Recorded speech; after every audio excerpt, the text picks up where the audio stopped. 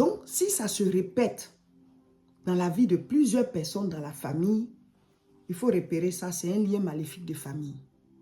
Donc, vous allez observer votre famille et vous allez voir, il peut y avoir des petites choses qui arrivent dans la vie des gens et c'est différent d'une personne à l'autre. Parce que, voilà, ça peut être des maladies, ça peut être des petits malheurs, des petits problèmes. Mais si ça se répète dans la vie de plusieurs personnes, dans votre famille, dans votre grande famille, ça veut dire que ça, c'est un lien maléfique de famille. On transmet ça. C'est un transfert qui se fait. Donc, ça doit être coupé dans la prière. Alléluia. Il faut que quelqu'un se décide à briser ça régulièrement dans la prière et à appeler à l'existence le contraire. Si ce sont les divorces qui se répètent chaque fois sur vous, parce qu'il y a des familles, les gens ils se marient, mais forcément ils vont divorcer. Donc ça devient une grande famille de divorcés seulement. Ça aussi c'est un lien maléfique. Si tu observes ça dans la vie de plusieurs personnes, ça veut dire que c'est un lien maléfique chez vous.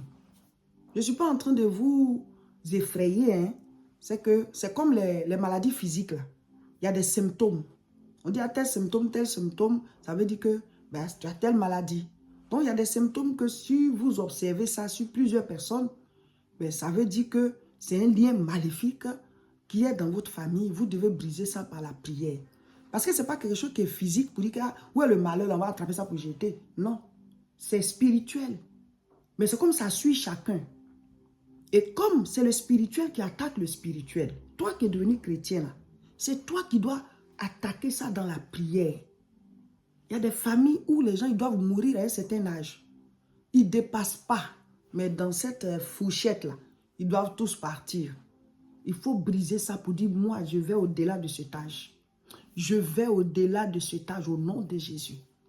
Il y a des familles, ce sont des maladies héréditaires. Ça se répète de génération en génération. Chaque membre de la famille a cette même maladie-là. Vous devez briser ça dans la prière. Et chaque fois que tu pries, tu dois boire le sang de Jésus. Tu proclames que moi, je bois le sang de Jésus. Le sang de Jésus va dans tout mon corps. Donc, aucune maladie héréditaire ne va se manifester dans mon corps. Même si déjà la maladie, elle a commencé. Hein. Lazare était tombé malade, non? Mais Jésus l'a ressuscité.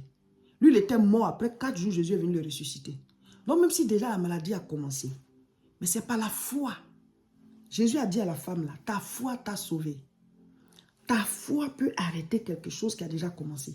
Ta foi peut anéantir quelque chose qui a déjà commencé dans ta vie. Ce n'est pas la foi.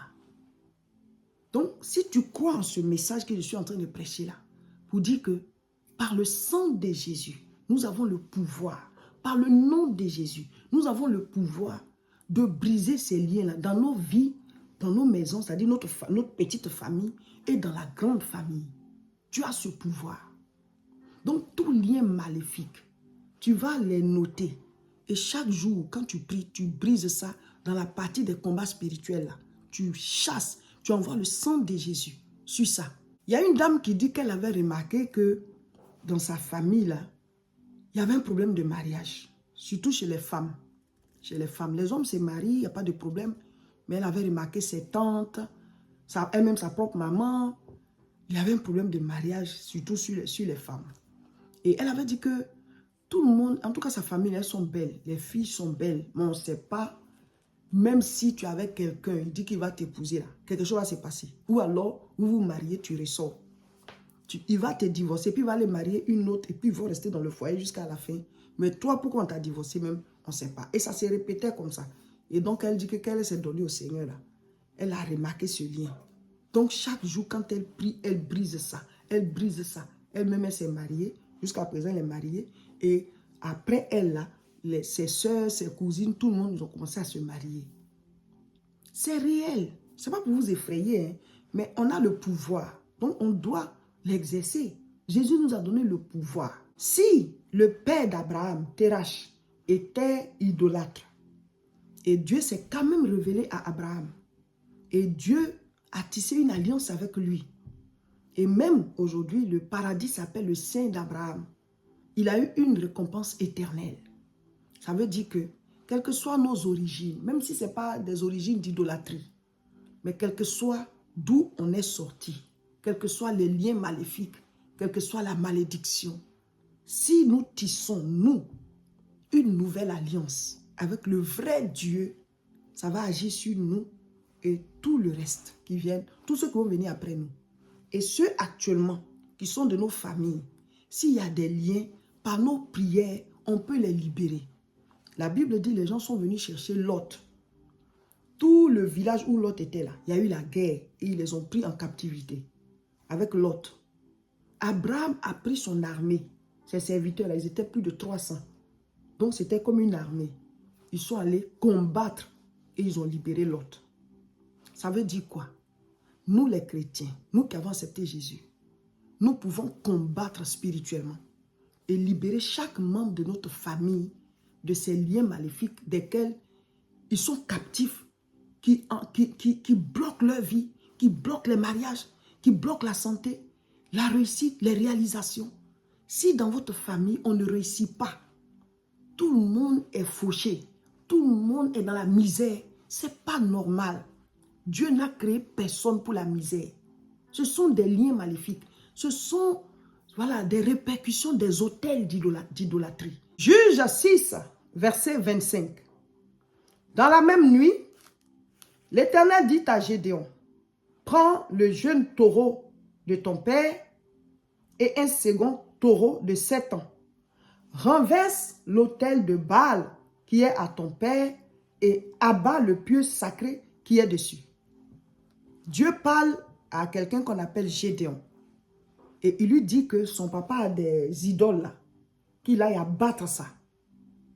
Alors, ça ne veut pas dire que vous devez aller abattre les idoles de vos parents, de vos familles. Non. Ça, c'est de manière physique, ça s'est passé. Mais nous, on est dans le milieu spirituel. Cette semaine, on dit qu'on a la domination dans le monde spirituel. Donc, quand vous allez prier là, ce sont les autels. C'est-à-dire les autels, c'est quoi? C'est des lieux de rencontre entre le monde physique et le monde spirituel. Quand, par exemple, on dépose des gris-gris, ça veut dire que l'homme veut rencontrer des esprits à cet endroit. Ce qui fait interférer le monde spirituel dans le monde physique. L'autel, ça peut être des choses, ça peut aussi être des paroles. Si on a proclamé des paroles, c'est quelque chose qui fait entrer le monde spirituel dans le monde physique. Donc, Dieu dit à Gédéon que son papa a un gris-gris là, qui invoque Baal, qu'il aille détruire ça. Quand on parle des liens de famille, ça part des autels, des idolâtries, des paroles de malédiction qui ont été proclamées sur la famille. En tout cas, il y a une origine. Donc, quand vous priez, ce n'est pas que physiquement, tu vas aller jeter gris-gris de quelqu'un. Non. Mais combattez les autels qui parlent contre votre famille. S'il y avait eu des sacrifices, des choses, des libations, ce sont des choses, l'eau a coulé, mais ça reste dans le monde spirituel.